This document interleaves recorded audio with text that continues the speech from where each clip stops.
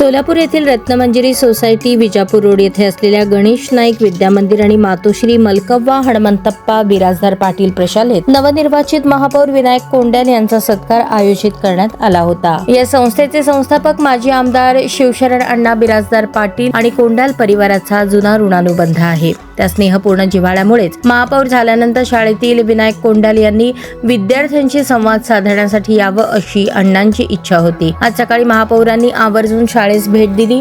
विद्यार्थ्यांच्या विविध गुणदर्शनाचा कार्यक्रम बघून शाळेतल्या शिक्षकांनी घेतलेल्या मेहनतीचे कोंड्याल यांनी कौतुक केले।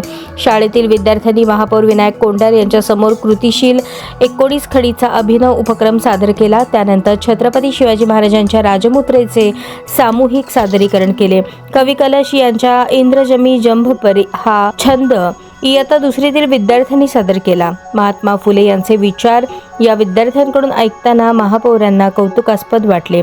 सत्कारानंतर व्यक्त केलेल्या मनोगतात महापौर विनायक कोंड्याल यांनी शाळेतल्या शिक्षकांच्या परिश्रमाचे कौतुक केले।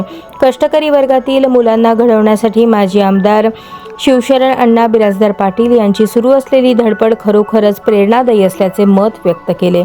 या प्रसंगी शिवशरण अण्णा पाटील यांनी देखील महापौर विनायक कोंड्याल यांचे विशेष कौतुक केले।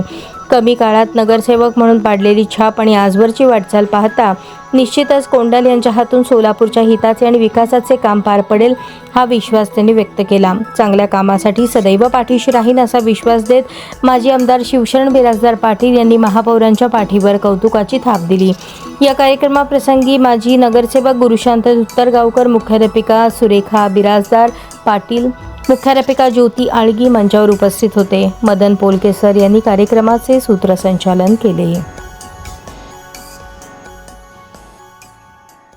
निवडून दिले आणि त्यामुळं आमच्या या हद्दवाढ भागातील ज्या काही अडचणी आहेत त्या सर्व अडचणींची जाण असणारा एक तरुण तडफदार नेता आज आपल्या सोलापूर महानगरपालिकेच्या महापौरपदी विराजमान झाला आहे। याचा निश्चित आम्हा सर्वांना आनंद आहे आणि त्या निमित्त त्यांचा